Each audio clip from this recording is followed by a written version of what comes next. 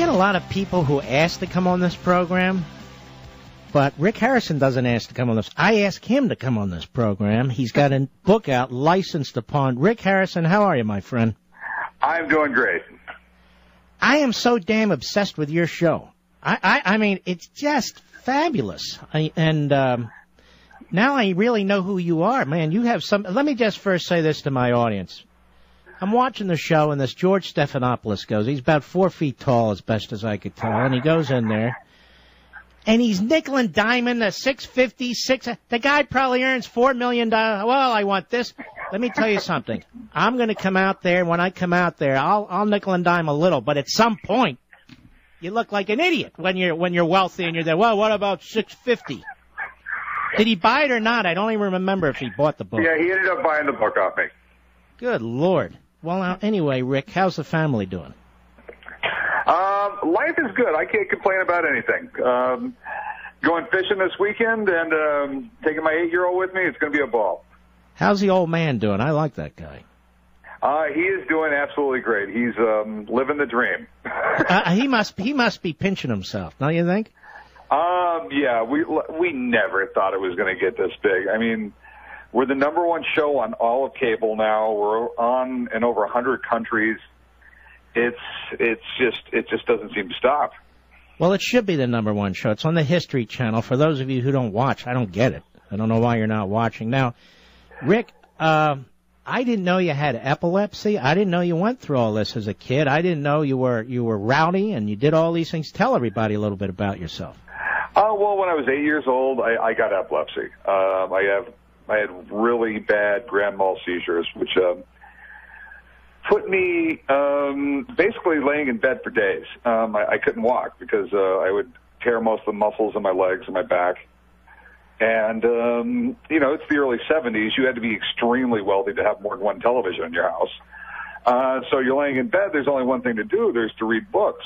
And this was definitely a sign from God or Kismet, or I don't know what it was, but this set of books my mom bought me was called The Great Brain.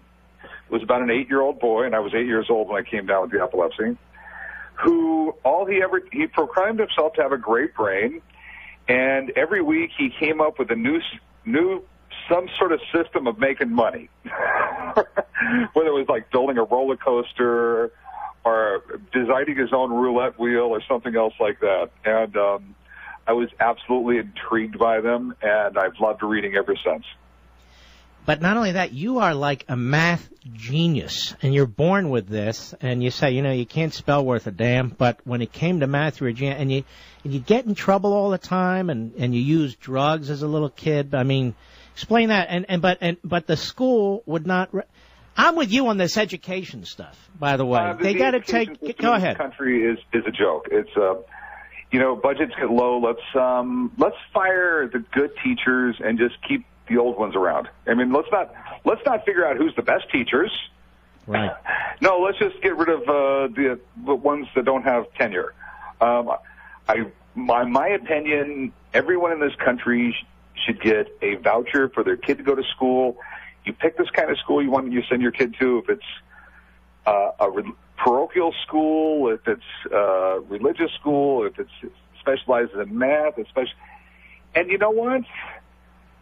The education system would be so much better. It would. And I think they could get it done for less money than we do that in places like Milwaukee and somewhere. I have litigated those cases. Oh, yeah?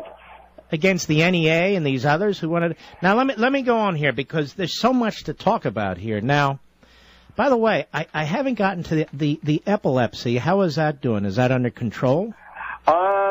It's called benign childhood epilepsy. As I got older, they turned to epidural seizures, and by the time I was 21, they completely stopped. It's not really benign. I don't know why they call it that. But like 50% of the people actually grow out of it, and luckily I was one of those. Boy, you must have been hell for your parents. I mean, I'm reading this with the drugs and getting in trouble and all the rest of it. It was the 1970s. It was the early 80s. There was no internet. I mean, all I knew was what little I got from the government health system. My father was in the Navy, And I went to Navy doctors, and the reason doctors work for the Navy is because no one else will hire them. I'm not going to get any calls on that. What? I don't know what it's like now, but that's the way it seemed in the 1970s. I would literally show up at the hospital at 7:30 in the morning. I'd show up in Balboa Hospital in San Diego. It was the biggest hospital on the West Coast. And literally, by the time we'd get there at 7:30, we would literally be leaving at 5 o'clock in the afternoon. Right. That was the way the government healthcare system for civilians with their, that was a dependent from the Navy worked. I would show. So you're worried about government healthcare now, aren't you? Yeah. Listen. I lived it as a child. I would show up at the hospital at 7:30 in the morning. We would literally have to take a tram to the records division. We would sit at at records for an hour. We'd take a number when we got there, sit there for an hour. They would hand me and my mom a big box, and then we would go down to. Then we would go see the doctor. It was always a new doctor because if someone was studying to be a neurologist, they didn't want to stay around in the Navy because there was bigger and better things to do. So every 6 months, I would change doctors. The new doctor would see everything. Being a new doctor, he always wanted to tweak my medication. Then we'd have to have blood tests. So then we'd go over to get the blood test, and that would take another hour or two. We'd go to get the prescriptions. That would take a few hours. So you're basically saying we better be careful about this national health care. It's I'm sure Obama has the best intentions in the world, and most politicians do. But the road to hell is paved with good intentions. Yeah. I want to move into. I'm going to keep moving because I want to get your story out there. Okay. So you have a tough childhood, frankly, and then all of a sudden you grow up. Now, why did that happen? I got my girlfriend pregnant, and I wanted to be a good father, so I stopped everything and I worked like a dog. Literally. I've never worked for anybody. I've had one job in my life where I had a boss, and that was for 30 days as a busboy. Because I'm just that kind of person. I can't work for somebody else. And when I was young, it was always feast or famine. I was always making $2,000-3,000 a week or nothing. And but when I found out my girlfriend was pregnant, I was going to be a good father. It was instilled to me by my father. You're good to your kids. And I've been working hard ever since. In my early 20s, me and my father finally got a pawn license. They were next to impossible to get. I found a little flaw in the city code. Worked really hard, and eventually got where I am today. Just hard work. Now you got a little shop, a couple blocks or stores down from your current one, right? What was that? Yeah, you had a little shop. You started out with like a 300 or 400 square foot place. So we started off with a 300 square foot place. My dad got a little place on Fremont Street, and the next thing you know, they came along, and the city came along with eminent domain and tore that whole block down, so we had to move again. In 86, we got the building we're in right now. 88, we got the pawn license. And then in the early 90s, I bought the building next door, and then I bought my parking lot, and then I bought the buildings next to that, and eventually I own most of the block here now. Well, now, tell us, how did you get in, you and your dad? Now, he says he's 51, you're 49%. It really doesn't matter, but how did you guys decide to get into this and so forth? Well, he went broke in 81. He was in real estate. Interest rates went to 19%. You're not going to be able to sell a house when interest rates are 19%. It was impossible. He'd always bought and sold gold. So, he packed up the family. Let's give Vegas a try. It's supposed to be the city of dreams. So we moved to Vegas. We wanted to open up a small pawn shop, but the licensing wasn't available. In 1955, the good old boys got together and basically said, we'll issue another pawn license when the city population gets to 250,000. There was 25,000 people living in Vegas at the time. So in like 87, I started calling the city statistician once a week, every Friday. And he never gave me an exact number. He always told me it was close to 250,000. And in April of 88, he told me they now believe the city population is 250,000. 10 minutes later, I went down to get my pawn license. Amazing. And they didn't give it to me, but 6 months later the judge did. And that's how we got the pawn license. And we didn't have a lot of money to start with. We struggled for years because, it's small business. We struggled for years. And when you're struggling for years and not paying and have a small business, a lot of times you're late on your bills. Neither one of us had great credit. Mm-hmm. So now let me ask you this. Corey, how old is he? He's 26? He's 28. 28. And is he married or single? He is married. Now, he got married. That's right. He got married to his a longtime girlfriend. They got back together, as I recall.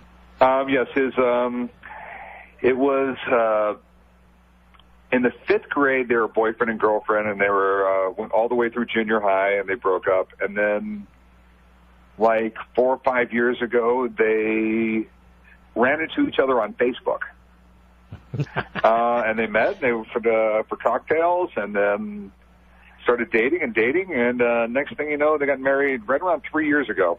The funny thing is, his mom always said, every time he come home with a new girlfriend, it was always, why don't you find a good girl like Charlene? And it was Charlene who he married. Yeah. By the way, when they were on these social sites, they didn't see Anthony Weiner, did they? I'm just curious. I don't know. It could have been. How long has he been doing this? That's what I want to know. Like 3 years, apparently, he says. But it's getting grosser and grosser. But anyway, so now this is how many years you've been on? I don't even know. Is this your second year? I've been on television for 2 years now. I've been filming for 2.5. For 2.5. And how long does it take? It's got to take a while to get one episode done, even, right? It takes like 3 or 4 days. We're a really busy shop. You'd be amazed at how much stuff never makes air. But I'm coming there. Okay, well, come on down. Definitely call me before you get here so I can meet you. I'd love to meet you. No, I'm going to take you to lunch, and the other guys too, if you'll let me. I would love to. Yeah, it'd be fun. Now, so it takes 3 days, you say? 3 or 4 days. It's odd because if I get 5 or 6 really cool guitars in a week, I can't make one episode out of 5 or 6 guitars, so they have to chop a lot of that up. I mean, sometimes you'll see an episode on Monday, and it's part of it was what I filmed on Friday, and the other part of it I filmed 3 or 4 months earlier. Well, I have to admit the production's very good though, because it's seamless. You can't tell. You'd be surprised about the way our production works here. You go on most television sets, they have 30, 40 people. Even reality shows, they have like 20, 30 people on set. We have 4 people. Really? The director carries a camera. We have 2 cameramen. One of them's the director also. He's always making me talk more. I have the production coordinator who sits there while we're filming and writes down all the all close-ups we have to do. And we have an assistant who runs and gets us water and donuts. I love that. Vitamin D. That'd be my favorite guy right there. But that's how we film it, and then they just send all the tape to New York to edit it. But it's a real tight little crew. I don't want nothing big. I don't want to get in the way of business. Mr. Producer, how much time do I have? How many am I? Okay. 2 minutes to break. Now, I'm going to try and hold you over there, Rick, for a little bit. Now, okay. Corey fascinates me. Now, that's a big boy there. Now, it strikes me, does he behave himself, or in his past has he had his issues? He's had his, I don't know what it is. I think there's a gene in my family, which means that in your teenage years you are bad. Even my father was. My father had a few little incidents with the law. When he was 17, the judge said, well, son, do you want to join the military? Do you want to go to jail? And he was real pragmatic and immediately said, I want to go in the military, sir. That's another thing I really, truly believe in. They should bring back. It's a great way to give a kid a second chance. But it's something that runs in my family. I don't know what it is, but we all seem to turn out all right in the end. I'm talking to Rick Harrison of Pawn Stars on the History Channel. He's got a great book out about everything they do and how they came to be, and on television, the Pawn Star Shop. It's called License to Pawn. License to Pawn. You can get it on Amazon.com. It's on MarkLevinShow.com, on my social sites. It is a great book. It's a lot of fun. It's very interesting. If you like this show, this is like the whole background to it. When we come back, more Rick Harrison from Pawn Stars. I got to get out there. I got to get to Las Vegas. I like to play blackjack, and I got to see Rick Harrison and his family and go to the Pawn Stars shop, which is gold and silver. The book is Licensed to Pawn. I'm telling you, it's a great book. I was sitting up last night reading it, and I'm going to finish it tonight. I got about a third left to go. Rick Harrison, you guys, one of the great things about your show is all the history you teach. I mean, I like to think I'm a history expert. I learn a ton from your show. I mean, is this something you learned over time, or you study it because something comes in and you got to know about it? A little of both. I am your biggest nerd you've ever met. It's all I do, and I don't know anything about popular culture. I mean, rock stars have called me up. I mean, really, really popular people. At least I found out later they were, because I'm just like talking to my manager, who is this person? Yeah. I didn't even know who Snooki was till 3 months ago. Yeah, you weren't missing anything. That's how I know everything. I read 3 or 4 hours every night. It's always history books, science books, things like that. I'm actually a physics book buff. So, but when you do come out, I would really love to have lunch for you. This is the only interview in the past few days that I've actually looked forward to.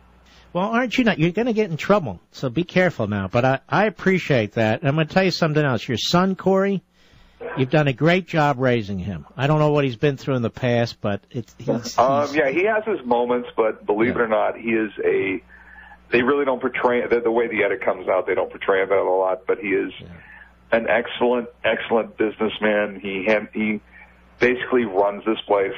I got 67 employees, and he busts ass from 7 in the morning to 9 o'clock at night sometimes. So we're living the American dream. We really are. And I saw a few attempts at knockoffs. They're not going to work. Nobody wants a knockoff. I know. I guess imitation is the best part of flattery, and the way I look at it, it's America. It's free enterprise. Let them go for it. All right, brother. Well, listen, I'm definitely going to be in touch. I'm definitely coming out there. All my best. Rick Harrison. The book is Licensed to Pawn. Go to Amazon.com, my website, my social sites. You're going to love it. If you like this show, this gives you all the background.